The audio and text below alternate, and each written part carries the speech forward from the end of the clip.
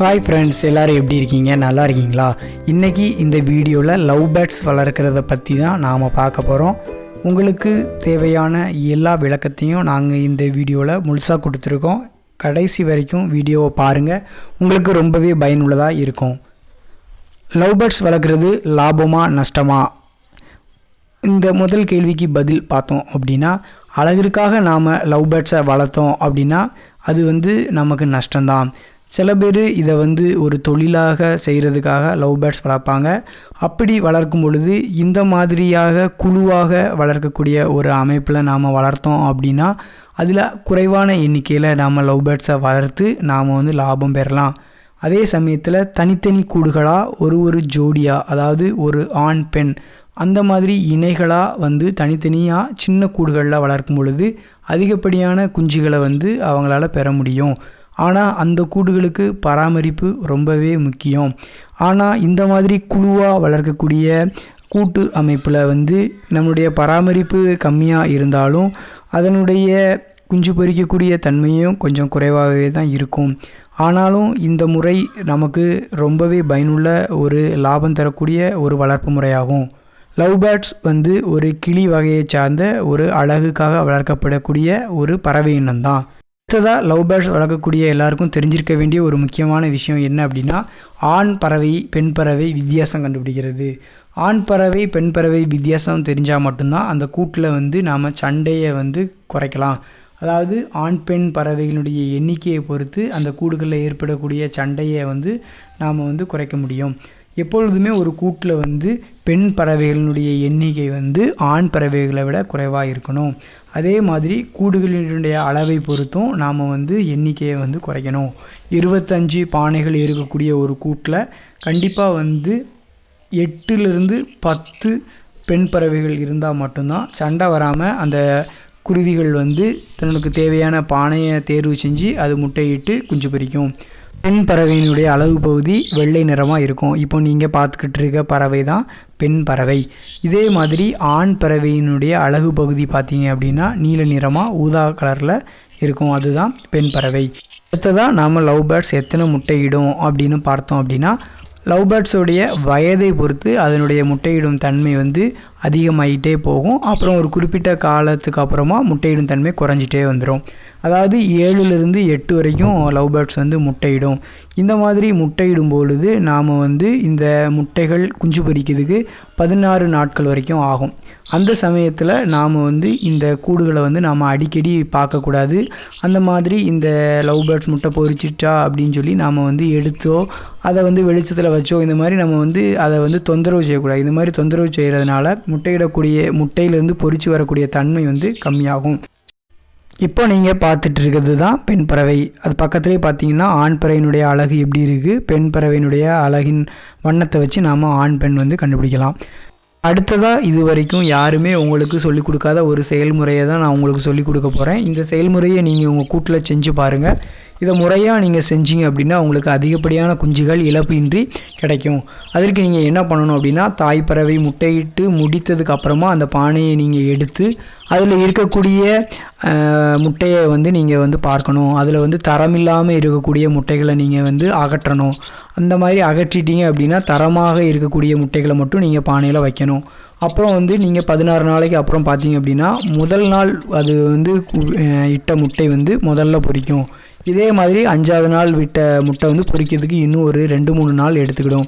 இப்படி கால இடைவெளியில் அந்த குஞ்சுகள் பொரிக்கிறதுனால முதல் நாள் பொரிக்கிற குஞ்சும் 5ஆவது நாள் பொரிக்கிற குஞ்சும் அளவில் ரொம்பவே வித்தியாசமாக இருக்கும். அதனால் இது 5 குஞ்சு ஒரே பானையில் இருக்கும் பொழுது தாய் பறவையால் சரியான முறையில் இறையை கொடுத்து வளர்க்க முடியாது. அப்போ என்ன பிரச்சனை ஆகும் அப்படின்னா, முதல் நாள் பொரிச்ச குஞ்சு பெருசாக இருக்கிறதுனால அது அதிகப்படியான இறையை சாப்பிட்டு வேகமாக வளர்ந்துடும். மற்ற குருவி வேகமாக வளராமல் அதை போதிய இறை கிடைக்காம இறந்து போவதுக்கான வாய்ப்பு இருக்குது. அப்போ நாம் என்ன பண்ணணும் அப்படின்னா, இந்த கூட்டில் ஒரே நாளில் பொரிக்கக்கூடிய குஞ்சுகளுடைய அளவை நம்ம பார்க்கணும். அப்போது ஒரே மாதிரி பெரிய குருவியாக இருக்கக்கூடிய குருவிகளை நாம் ஒரே பானையில் வந்து இரவு நேரங்களில் மாற்றி போட்டுட்டு சின்னதாக இருக்கக்கூடிய குருவியை வந்து ஆல்ரெடி நம்ம பெரிய குருவியை எடுத்த அதே பானையில் இந்த சின்ன குருவியை அதனுடைய தாய்ப்பறவைக்குள்ளே வந்து நாம் வச்சிடணும். இந்த மாதிரி மாற்றி மாற்றி நாம் வந்து அதனுடைய அளவை பொறுத்து ஒரே அளவில் இருக்கக்கூடிய குஞ்சுகளை வந்து ஒரே பானையிலையும் பெருசாக இருக்கக்கூடிய அளவில் இருக்கக்கூடிய குஞ்சுகளை வேறு பானையிலையும் நாம் வந்து இப்படி வச்சு வளர்க்கும் பொழுது அது வந்து சீக்கிரமாக வந்து இழப்பின்றி நமக்கு கிடைக்கும். நீங்கள் சில பானைகளில் வந்து 1லேருந்து ஒரு 3 குஞ்சு வரைக்கும் தான் அது பொரிச்சிருக்கு, அந்த 3 குஞ்சுமே ஒரே மாதிரி அளவில் தான் தாய் வளர்த்துருக்கு அப்படின்னா அந்த குஞ்சுகளை நீங்கள் மாற்ற வேண்டிய அவசியம் இருக்காது. இப்போ பார்த்தீங்க அப்படின்னா இந்த குருவி வந்து பொரித்து இப்போது 25 நாளில் ஒரு நல்ல ஒரு முடி முழுவதும் முளைச்சி அது வந்து பறக்கிறதுக்கு தயாராக இருக்கக்கூடிய ஒரு பறவை தான், குஞ்சு பறவையை தான் இப்போ நம்ம கையில் வச்சுருக்கோம். இந்த மாதிரி வந்த பறவைகள் வந்து கூட்டை விட்டு சில சமயங்களில் வெளிவரும் பொழுது மற்றும் சில ஆண் பறவைகள் என்ன பண்ணுன்னா இதை வந்து கொத்தி அதை வந்து இரத்த காயமாக ஆக்கிரும். அதனால் வந்து நாம் வந்து எக்காரணத்தை கொண்டும் அந்த குஞ்சு வந்து பானையை விட்டு வெளியில் வர்ற வரைக்கும் நாம் அதை வந்து வெளியில் எடுத்து விடக்கூடாது. அதுவாக வந்து ஒரு குறிப்பிட்ட வயதை எட்டினதுக்கப்புறமா அதுவாக வந்து வெளியே வரும். அந்த மாதிரி வெளியே வந்ததுக்கப்புறம் தான் அதால் நல்லா பறக்க முடியும். அப்படி பறக்கிற குருவி வந்து வேறு எந்த குருவியும் அதை கொத்தும் பொழுதும் அது வந்து எந்த பிரச்சனையும் இல்லாமல் பறந்துடும். இதே நீங்கள் வந்து ரொம்ப ஆர்வக்கோளாறில் வந்து உள்ளே இருக்கக்கூடிய குஞ்சை வந்து நல்லா முடி முளைச்சிருச்சு அப்படின்னு நீங்களாக வந்து எடுத்து வெளியில் கூட்டுக்கு வெளியில் விடக்கூடாது. அப்புறம் வந்து எப்பொழுதுமே நாம் வந்து மண் பானையில் வந்து லவ் பேர்ட்ஸ் முட்டையிடுறதுக்கு நாம் வந்து அதை வந்து தயார்படுத்தி வைக்கணும். இந்த மாதிரி பானைகளை நாம் எதற்காக தயார்படுத்தி வைக்கணும் அப்படின்னு பார்த்தீங்க அப்படின்னா குஞ்சு பொரிச்சதுக்கப்புறமா வந்து அதனுடைய எச்சங்கள் வந்து ரொம்ப அதிகமாக ஈரத்தன்மையாக இருக்கும். அந்த ஈரத்தன்மையை வந்து இந்த பானை மண்ணாக இருக்கிறதுனால இந்த மண் வந்து ஈரத்தை வந்து குடிக்கும். அப்படிங்கிறப்போ அந்த கூடு வந்து கொஞ்சம் உலர்ந்த நிலையிலே இருக்கும். அதனால தான் வந்து பெரும்பாலும் லவ் பேர்ட்ஸ்க்கு வந்து பார்த்திங்க அப்படின்னா மண் கலயங்களை வந்து நாம் வந்து பயன்படுத்தணும். அடுத்ததாக நாம் மண் கலயத்தினுடைய மேல் பக்கத்தை கண்டிப்பாக வந்து ஒரு சிரட்டையோ அல்லது ஏதாவது ஒரு இன்னொரு பானையோ வச்சு நாம் வந்து கண்டிப்பாக அடைக்கணும். ஒரே ஒரு வாசல் பகுதி இருக்கும் பொழுது மட்டும்தான் தாய் பறவையால் தன்னுடைய முட்டையை வந்து பாதுகாப்பாக அடகாத்து குஞ்சு பொரிக்க முடியும். அது இன்னொரு வாசல் இருக்கும் பொழுது இன்னும் வேறு பறவைகள் வந்து அதை கொத்துறதுனால அதால் வந்து அதை வந்து குஞ்சுகளை காப்பாற்றுறது ரொம்பவே கஷ்டமாக இருக்கும். அடுத்ததாக லவ் பேர்ட்ஸுக்கு அதிகமாக வந்து நாம் திணை அப்படின்னு சொல்லக்கூடிய அந்த சிறுதானியத்தை தான் நம்ம உணவாக கொடுப்போம்.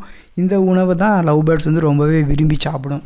அதே சமயத்தில் வந்து சில லவ் பேர்ட்ஸ் குருவி கூட்டில் வந்து தோல் முட்டையிடும். அதாவது ஓடு வந்து ரொம்ப திக்காக இல்லாமல் தோல் மாதிரி முட்டையிடும். இந்த மாதிரி லவ் பேர்ட்ஸ்க்கு வந்து கணவாய் ஓடு அப்படின்னு சொல்லக்கூடிய அந்த ஓடு வந்து சுண்ணாம்பு ஓடு வந்து கிடைக்கும். அந்த மாதிரி ஓடு கிடச்சிச்சு அப்படின்னா அந்த ஓடை நீங்கள் வாங்கி அந்த கூட்டில் வச்சிங்கன்னா அதை ரொம்ப விரும்பி வந்து இந்த லவ் பேர்ட்ஸ் வந்து சாப்பிடும்.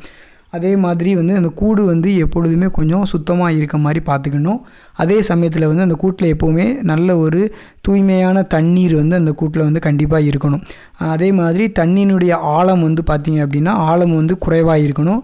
அதிகப்படியான ஆழம் இருக்கும் பொழுது அந்த குருவி வந்து அந்த தண்ணிக்குள்ளே விழுந்து இறந்து போவதுக்கான வாய்ப்பு இருக்குது.